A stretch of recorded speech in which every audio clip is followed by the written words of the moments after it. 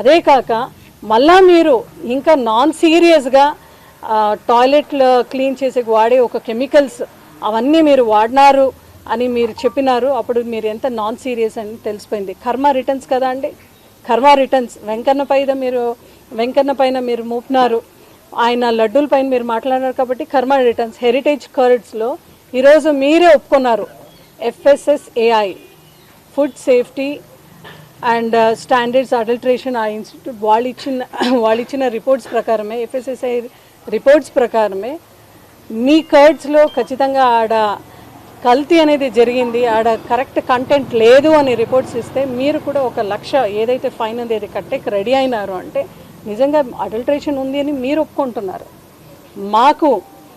మా హయాంలో ఎటువంటి అడల్ట్రేషన్ జరగలేదు, కల్తీ జరగలేదని CBI క్లీన్ చిట్ ఇచ్చినారు. ఇది కాక మీరు శ్రీశైల స్వామి మల్లన్న గురించి కూడా మీరు ఆరోపిస్తూ అక్కడ కూడా లడ్డూల కల్తీ జరిగింది అని మీరు చెప్పినారు. కర్మ రిటర్న్స్ కదా అండి.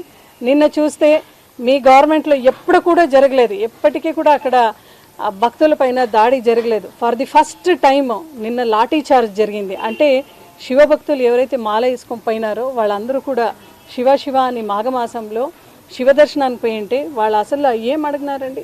ఫుడ్ అడిగినారు, అక్కడ మహిళలు వాటర్ ఫెసిలిటీ ఉందా అని అడిగినారు. వాళ్ళపైన మీరు లాఠీ చార్జ్ చేస్తే సనాతన ధర్మాన్ని కాపాడే పవన్ కళ్యాణ్ గారు ఎక్కడా అని నేను ఈరోజు అడుగుతున్నాను. ఎక్కడండి మీరు?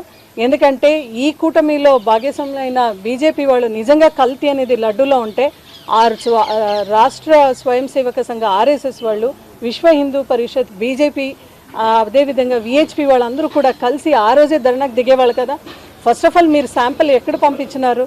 మొన్న జూలైలో, అంటే మీ గవర్నమెంట్ ఏర్పాటైన తర్వాత మీరు పంపించిన శాంపిల్, దాంట్లో అడల్ట్రేషన్ జరిగింది అని మీరు అంటున్నారు. మళ్ళీ ఎవరు కలిపినారు అనేది మీరు కూడా రాష్ట్ర ప్రజలందరూ కూడా చెప్పాల్సిన పరిస్థితి ఉంది.